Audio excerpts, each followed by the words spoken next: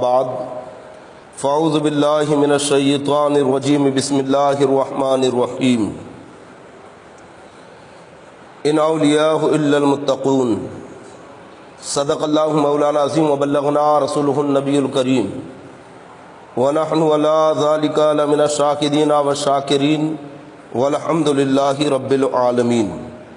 بارگاہ رسالت میں درود پاک کا ہدیہ پیش کریں۔ اللہم صلی وسلم بارک علی سیدنا مولانا محمد طب القلوب ودوائیہا وعافیت الابدان وشفائیہا ونور الابصار وضیائیہا وآلہ وصحبہ دائما ابدا۔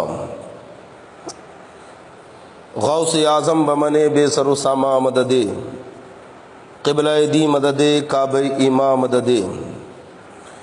حضرات محترم، رمضان شریف کے اس مبارک اور بابرکت مہینے میں الحمدللہ ہر روز الگ الگ عنوان کے اوپر آپ بیانات سماعت کر رہے تھے، درس حدیث وغیرہ بھی آپ نے سنا۔ آج الثقافت الرضویہ کی جانب سے ایک خصوصی پروگرام کا اہتمام کیا گیا، جس میں تنظیم کے فعال اور متحرک ہمارے دو ممبر حضرات جناب غفران رضا قادری اور جناب ابرار رضا قادری صاحب، ان دونوں سے آپ نے بہترین انداز میں نعت مصطفیٰ صلی اللہ تعالی علیہ وسلم اور منقبت سماعت کی۔ تھوڑی دیر کے لیے انشاءاللہ میں آپ کے سامنے حاضر رہوں گا۔ آج انشاءاللہ تبارک و تعالی ہم اولیاء اکرام کا ذکر کریں گے، کیونکہ اللہ والوں کے ذکر سے دلوں کو سکون ملتا ہے، عبادتوں کا ذوق و شوق پیدا ہوتا ہے۔ اور حضرت خواجہ فرید الدین عطار رحمۃ اللہ علیہ آپ لکھتے ہیں کہ اللہ والوں کا ذکر کیا کرو، کیونکہ اس سے تمہارے اندر ایک جذبہ پیدا ہوتا ہے اور اللہ والوں کی خصلتیں میسر ہوتی ہیں۔ رب تبارک و تعالیٰ نے اپنے محبوب بندوں کا جو تعارف قرآن میں بیان فرمایا ہے اور ان کی علامت اور پہچان بتائی ہے، وہ یہ ہے کہ اللہ کے ولی، اللہ کے دوست، اولیاء اللہ یہ متقی اور پرہیزگار ہوتے ہیں۔ یہاں پہ ایک جملہ آپ ذہن نشین کریں کہ اللہ والے جب تک زمین پر ہوتے ہیں وہ تمام روئے زمین کے لیے رحمت ہوتے ہیں، ان کا وجود رحمت ہوتا ہے، اور جب دنیا سے جاتے ہیں تو ان کا جانا بھی رحمت ہوتا ہے۔ میں انشاءاللہ تبارک و تعالی مسلم شریف کی ایک روایت جو طویل روایت ہے وہ پیش کروں گا۔ اس سے پہلے میں آپ کو بتاؤں کہ اللہ والوں کا تقوی اور پرہیزگاری کیا ہوتی ہے۔ کل جب میں نے الترغیب و ترہیب کی روایتیں بیان کی تو اس کے اندر ایک جملہ حدیث پاک میں یہ بھی ہے کہ بندہ جن کاموں سے جنتی ہوتا ہے، یعنی بندہ کون سے ایسے کام اور اعمال اختیار کرے کہ جس کی بنیاد پر وہ جنتی ہو جائے، تو آقا علیہ الصلوۃ والسلام نے فرمایا تقوی اللہ وحسن الخلق، یعنی اللہ کا خوف، تقوی اور اچھے اخلاق۔ اولیاء کرام کے اندر یہ ساری چیزیں بدرجہ اتم موجود ہوتی ہیں، بلکہ ان کے دنیا میں آنے کا مقصد یہی ہے کہ لوگوں کو اچھے اخلاق سے، اچھی تعلیمات سے، تقوی سے مزین کر دیں۔ حضرت سیدنا امام احمد بن حنبل رضی اللہ تعالیٰ عنہ کا دور ہے۔ آپ کی بارگاہ میں ایک بوڑھی اور ضعیفہ خاتون تشریف لائیں۔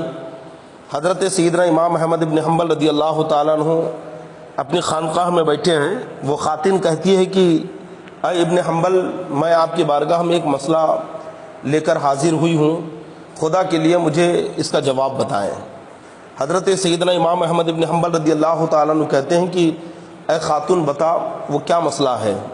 تو خاتون کہتی ہے کہ اے ابن حنبل، میں سوت کاٹنے کا کام کرتی ہوں، یعنی میں چرخے پر سوت کاٹتی ہوں، میں کل جب سوت کاٹ رہی تھی تو بادشاہ کی سواری گزری، اور اس کی سواری کے ساتھ میں جو روشنی تھی، رات کا وقت تھا، اور ساتھ میں جو روشنی تھی، تو اس روشنی جو میرے گھر میں بھی وہ روشنی پڑ رہی تھی، اس روشنی میں نے کچھ سوت کاٹ لیا۔ تو اے ابن حنبل رضی اللہ تعالیٰ عنہ، میں آپ سے یہ مسئلہ پوچھنا چاہتی ہوں کہ بادشاہ کے ساتھ میں جو روشنی تھی اس کی سواری کے ساتھ، تو اس روشنی میں جو میں نے سوت کاٹا ہے، تو اس سوت کا کپڑا بنانا میرے لیے جائز ہے یا ناجائز ہے؟ حضرت سیدنا امام احمد بن حنبل نے جب یہ مسئلہ اس خاتون کی زبانی سنا اور وہ آپ سے جواب دریافت کر رہی ہے، تو آپ دنگ رہ گئے۔ اور واقعی بڑا عجیب مسئلہ ہے۔ اگر کوئی چوری کا بلب چرا کے لائے اور وہ لگائے تو یقیناً وہ چوری کیا، اس نے حرام ہے۔ بلب اسے جس کا ہے اسے لوٹانا اس کے اوپر فرض ہے۔ لیکن روشنی کا کیا؟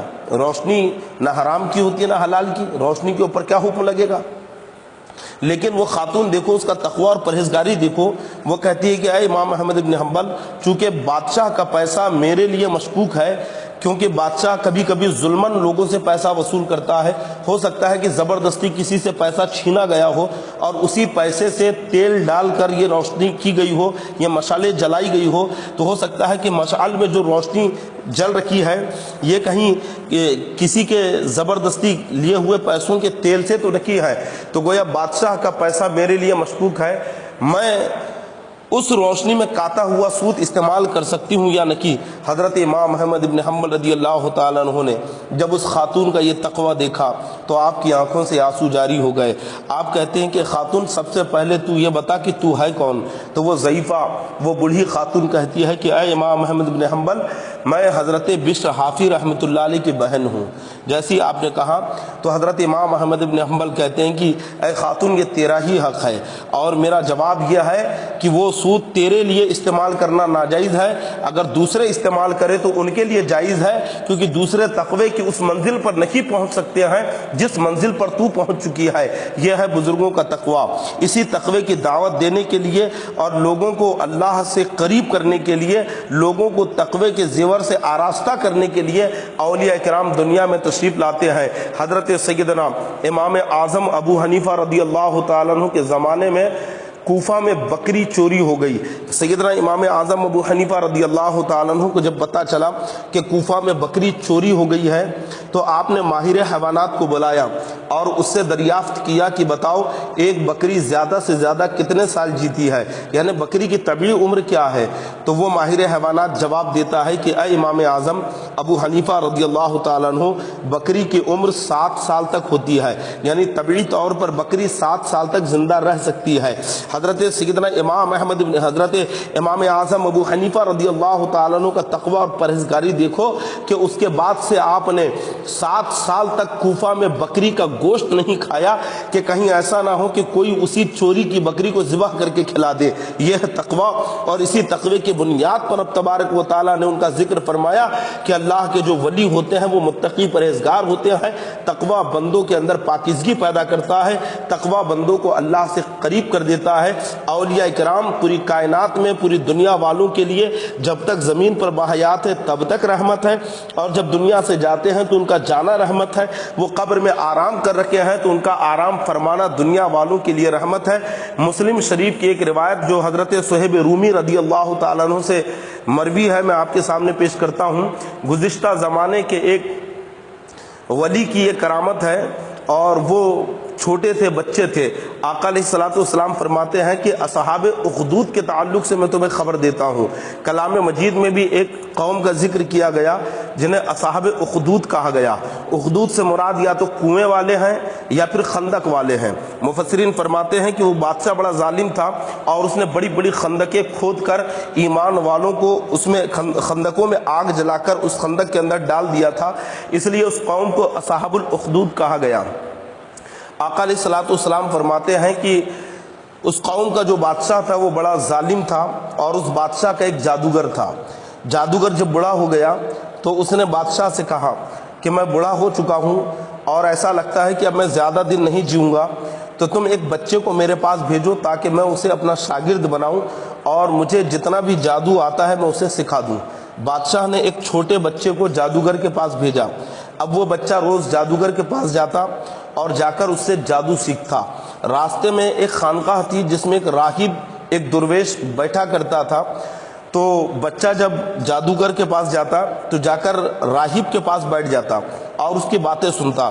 اس درویش کی باتیں اس بچے کو بڑی اچھی لگتی تھی، یہاں تک کہ اکثر ایسا ہوتا کہ بچہ کافی دیر تک درویش کے پاس بیٹھ جاتا اور بڑی تاخیر سے جادوگر کے پاس پہنچتا، تو جادوگر لیٹ آنے کی بنیاد پر اسے سزا دیتا، اسے مارتا۔ تو بچے نے اس درویش سے یہ شکایت کر دی کہ جب مجھے تمہارے پاس تاخیر ہو جاتی ہے تو جادوگر مجھے مارتا ہے، میں کیا کروں؟ تو اس راہب نے، اس درویش نے کہا کہ اگر تو جادوگر کے پاس پہنچے اور تاخیر ہو جائے تو کہہ دینا کہ گھر والوں نے روک لیا تھا، اور جب گھر پہنچنے میں تاخیر ہو جائے تو کہہ دینا کہ جادوگر نے روک لیا تھا۔ اسی طرح سے دن گزرتے گئے، بچہ راہب کے پاس بیٹھ کر تربیت روحانی حاصل کرنے لگا، ولایت کی منزلیں طے کرنے لگا، دین کی باتیں سیکھنے لگا۔ بچہ ابھی چھوٹا ہے، نابالغ ہے، جادوگر کے پاس بھی جا کر وہ جادو سیکھ رہا ہے، یہاں راہب کے پاس بیٹھ کر وہ دین کی باتیں سیکھ رہا ہے، علم حاصل کر رکھا ہے، منازل ولایت طے کر رکھا ہے۔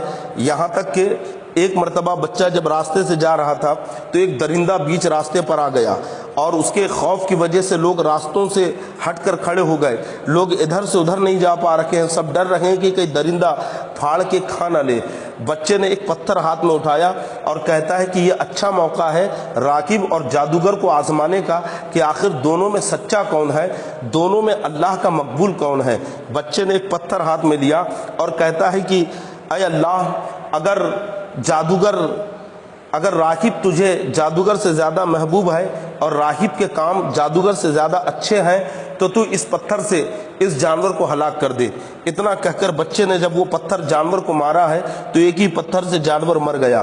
اسے یقین ہو گیا کہ یقیناً یہ بچہ، اسے یقین ہو گیا کہ راہب یہ سچا ہے، اس کی تعلیمات سچی ہے۔ اب وہ راہب کے پاس دل لگا کر پڑھنے لگا، علم حاصل کرنے لگا، اور یہ واقعہ جب اس نے راہب کو بتایا تو راہب کہتا ہے کہ بیٹا، اب تیرا مقام مجھ سے بھی بلند ہو چکا ہے، تیرا مقام مجھ سے بھی بہت اونچا ہو گیا، یاد رکھ تجھے ستایا جائے گا، تجھے تکلیف دی جائے گی، بادشاہ تیرے اوپر ظلم کرے گا، لیکن تم میرا نام کسی کو مت بتانا اور نہ میرا پتہ کسی کو دینا۔ یہاں تک کہ اب بچے کا معاملہ یہ ہو گیا کہ وہ اس قدر کمال کو پہنچ گیا کہ اگر وہ اندھے کو ہاتھ لگاتا یا پڑھ کے دم کرتا تو وہ اچھا ہو جاتا۔ کوڑیوں کو اور محتاجوں کو یعنی معذوروں کو اس نے اچھا کرنا شروع کر دیا، اس کی دور تک شہرت پھیل گئی۔ بادشاہ کا ایک مسائب تھا جو اندھا تھا، وہ بچے کے پاس پہنچا اور بہت سارے تحفے تحائف لے کے گیا، کہا بیٹا میں اندھا ہوں، اگر تو مجھے اچھا کر دے گا تو یقیناً میں یہ سارا تحفہ اور یہ مال و زر تجھے دے دوں گا۔ تو بچہ کہتا ہے کہ اے شخص سن، میں اچھا نہیں کرتا ہوں بلکہ اچھا کرنے والا اللہ ہے، اگر تو اللہ پر ایمان لے آئے اور اللہ کو تو اپنا رب مان لے تو یقیناً میں رب کی بارگاہ میں دعا کروں گا اور اللہ تعالیٰ میری دعا سے تجھے اچھا کر دے گا۔ اس شخص نے اللہ پر ایمان لے آیا، کلمہ پڑھ لیا، اللہ کی ربوبیت کا اقرار کر لیا، اللہ کی الوہیت کو تسلیم کر لیا۔ بچے نے اس کے حق میں دعا کی، آنکھیں اچھی ہو گئی، روشن ہو گئی۔ جب وہ دوسرے دن دربار پہنچا اور بادشاہ کے قریب میں جب بیٹھا ہے تو بادشاہ نے حیرت سے کہا کہ تیری آنکھیں کس نے لوٹائی، تیری آنکھوں میں روشنی کیسے آ گئی، تو اندھا تھا اور اندھے ہونے کی وجہ سے بڑی تکلیف میں تھا۔ تو وہ شخص کہتا ہے کہ مجھے آنکھیں اللہ نے عطا کی، میرے رب نے میری آنکھیں لوٹا دی۔ تو بادشاہ کہتا ہے کہ کیا میرے سوا بھی تیرا کوئی رب ہے؟ تو وہ شخص کہتا ہے کہ کیوں نہیں، میرا اور تیرا رب اللہ ہے، اسی نے ہمیں پیدا کیا ہے اور وہی ہمیں مارے گا، اور وہی ساری سلطنتوں کا بادشاہ ہے، پوری دنیا کا بادشاہ وہی تنہا ہے اور اسی نے پوری کائنات کو وجود بخشا ہے۔ بادشاہ اس کے اوپر غصہ ہو گیا اور اسے بہت سخت سزا دی، اسے بہت پیٹا، یہاں تک کہ اس نے بچے کا پتہ بتا دیا۔ بادشاہ نے بچے کو بلایا اور بچے کو بلا کر بہت مارا پیٹا، تو بچے نے تکلیف سے مجبور ہو کر اس راہب کا پتہ بتا دیا۔ راہب کو خانقاہ میں بلایا گیا، راہب کو خانقاہ سے بادشاہ نے اپنے دربار میں بلایا اور بلانے کے بعد کہا کہ راہب تو اپنا دین چھوڑ دے اور مجھے خدا مان لے۔ بادشاہ راہب سے اس کا دین چھوڑنے پر اصرار کر رہا ہے لیکن راہب اپنی بات پر ڈٹا رہا، وہ درویش اپنی بات پر قائم رہا۔ اس نے کہا کہ بادشاہ تو کچھ بھی کر لے لیکن میں اپنا دین نہیں چھوڑوں گا، میں اپنے رب کا کلمہ پڑھنا نہیں چھوڑوں گا۔ بادشاہ نے ایک آرا بلوایا اور اس बड़े आरे से सर से उसको चीरना शुरू किया, यहाँ तक कि राकिब के 2 टुकड़े कर दिए। फिर उसने उस अपने मसाहिब को बुलाया और उससे भी कहा कि दीन छोड़ दे, लेकिन उसने भी इनकार कर दिया, कहा कि मैं हरगिज़ ये नेमत नहीं छोड़ूंगा। बादशाह ने उसे भी कत्ल कर दिया, उसे भी चीर के 2 टुकड़ों में तब्दील कर दिया। फिर बच्चे को बुलाया और बच्चे से कहा कि तू अपना दीन छोड़ दे। बच्चे ने कहा कि हरगिज़ ऐसा नहीं हो सकता, मैं कभी अपना दीन नहीं छोड़ूंगा। बादशाह ने अपने सिपाहियों से कहा कि इसे पहाड़ की चोटी पर ले जाओ और वहां से ले जाकर इसे जमीन के इसे नीचे काई में फेंक दो। अगर ये अपना दीन छोड़ता है और मुझे अगर ये अपना खुदा मान लेता है तो ठीक है, वरना इसे पहाड़ से नीचे फेंक देना। जब सिपाही बच्चे को लेकर पहाड़ के ऊपर पहुंचे तो बच्चा कहता है कि ऐ पाक परवरदिगार, मैंने तेरी रबूबियत को मान लिया है, मैंने तुझ पर ईमान लाया है, मैंने तेरा कलमा पढ़ लिया है, अब तू जैसा चाहता है वैसा मुझे इनसे निजात अता फरमा। बच्चे ने अभी दुआ किया ही था कि जलजला पैदा हो गया, पहाड़ जलजले से कांपने लगा, सारे सिपाही पहाड़ से नीचे गिर के हलाक हो गए और अल्लाह ने बच्चे की जान को बचा लिया। बच्चा महफूज है। वो फिर बादशाह के सामने जाके खड़ा हो गया। बादशाह कहता ताज्जुब की बात है, वो सिपाही कहाँ हैं जिन सिपाहियों ने तुझे हलाक करने के लिए साथ में जो तुझे लेकर गए थे? तो बच्चा कहता है कि वो सारे सिपाही हलाक हो गए और मेरे रब ने मुझे बचा लिया। बादशाह गुस्से में आ गया। उसने फिर खुद कुछ सिपाहियों से और कहा कि ले जाओ इसे बीच समंदर में, और अगर ये अपना दीन छोड़ दे तो ठीक है, वरना इसे समंदर में फेंक देना। बादशाह के सिपाही एक कश्ती में बैठाकर उसे समंदर में ले गए। और जब बच्चे ने इनकार किया कि मैं हरगिज़ अल्लाह का दीन नहीं छोड़ूंगा, मैं हरगिज़ अल्लाह की इबादत करना नहीं छोड़ूंगा, तो सिपाही उसे दरिया में फेंकने लगे। तो बच्चा दुआ करता है कि मौला इन सिपाहियों से मुझे निजात अता फरमा। रब तबारक व तआला के हुक्म से समंदर में तुग़यानी पैदा हो गई। ऐसी तुग़यानी आई कि वो सब के सब डूब के हलाक हो गए और अल्लाह तबारक व तआला ने उस बच्चे को बचा लिया। बच्चा फिर बादशाह के सामने जाके खड़ा हो गया। बादशाह कहता है ताज्जुब की बात है, वो सिपाही कहाँ है? कहा सब हलाक हो गए, अल्लाह ने मुझे बचा लिया। बादशाह कहता है कि आखिर तुम मरा क्यों नहीं? तो फिर बादशाह कहता है बच्चे आखिर तू मरा क्यों नहीं? बच्चा कहता है कि बादशाह, अगर तू मेरे कहने पर अमल करे और जैसा मैं कहता हूँ वैसा ही करे तो यकीनन उस वक्त मुझे मौत आ जाएगी, वरना तू किसी भी तरीके से मुझे मारना चाहे तो मार नहीं सकता है। बादशाह कहता है कि बता वो कौन सा तरीका है कि जिससे मैं तुझे हलाक करूँ? तो बच्चा कहता है कि पूरे शहर को एक मैदान में जमा करो, बल्कि सारे मुज़ाफ़ात के जितने रहने वाले हैं सबको उस मैदान में इकट्ठा करो और फिर मुझे झाड़ से लटका दो, यानी सूली पर मुझे लटकाओ, और फिर एक तीर मेरे कमान से निकालो, मेरे तरकश से एक तीर निकालो और कमान पे चढ़ाकर कहो कि ये तीर इस बंदे के रब के नाम से, यानी उस अल्लाह के नाम से जो इस बंदे का रब है, ऐसा कहकर तीर मेरी तरफ चला दो।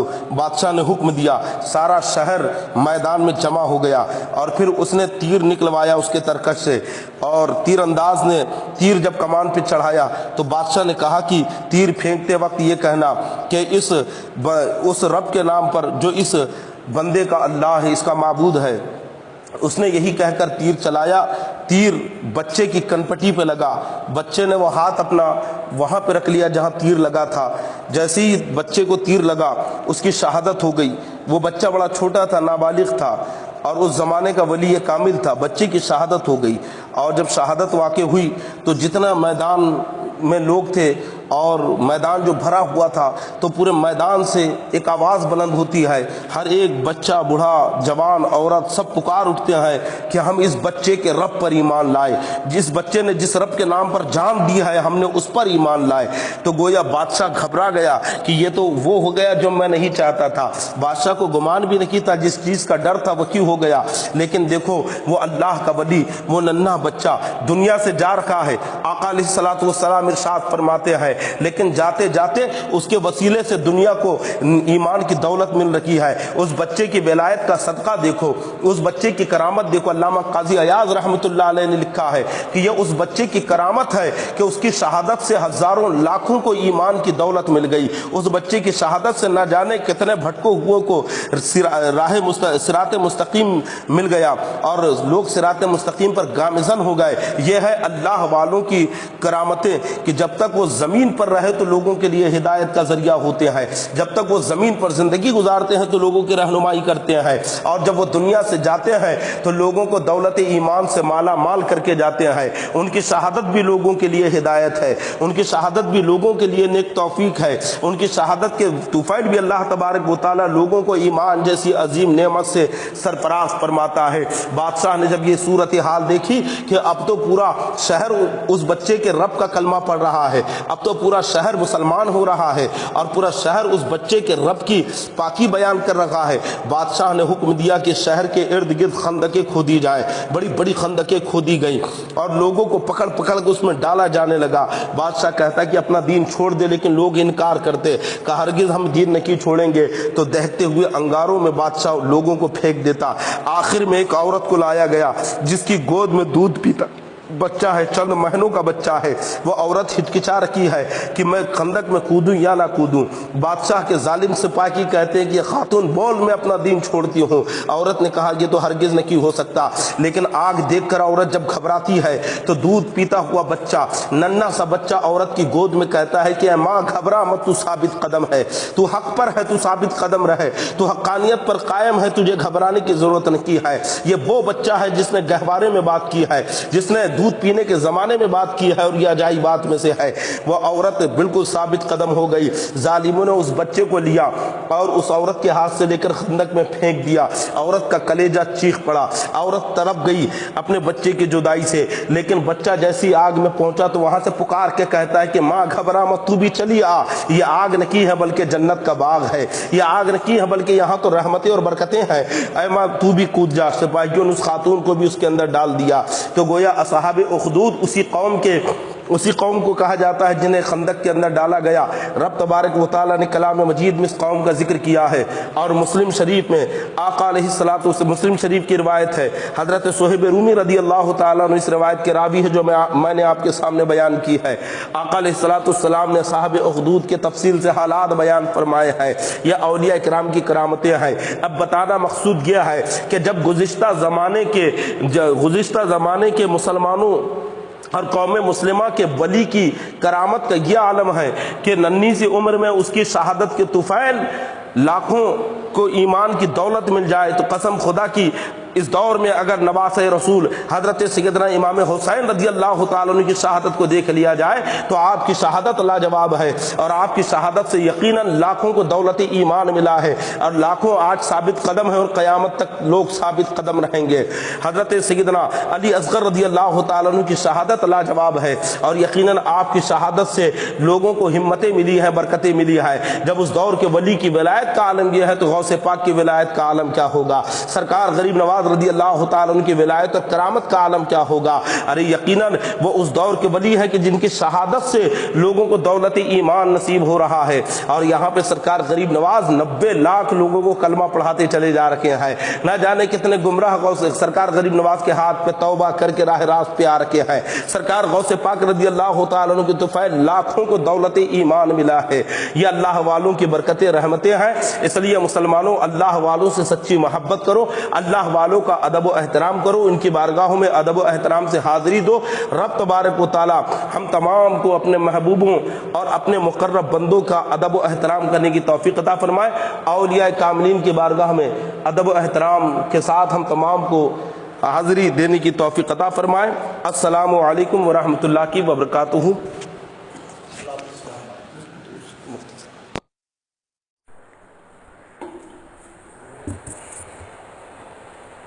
اے شہنشاہ مدینہ صلاۃ و سلام، اے شہنشاہ مدینہ صلاۃ و سلام، زینت عرش معلا صلاۃ و سلام،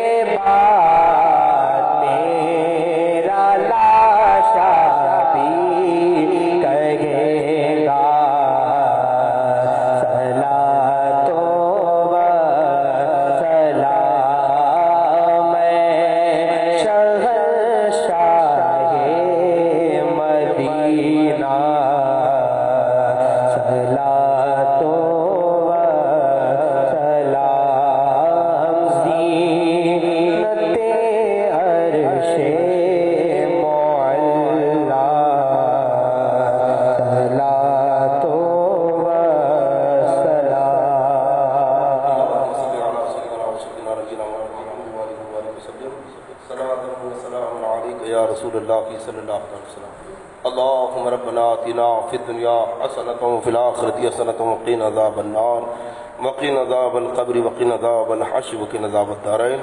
مالک و مولا تو اپنے فضل و کرم سے اپنے محبوب پاک صلی اللہ تعالی وسلم کے وسیلے سے تمام صحابہ کرام اہل بیت اطہار اور اپنے محبوبوں اور اپنے مقرب بندوں کے وسیلے سے دنیا کے تمام مسلمانوں کے عقائد و اعمال کی، جان و مال کی، عزت و آبرو کی حفاظت فرما۔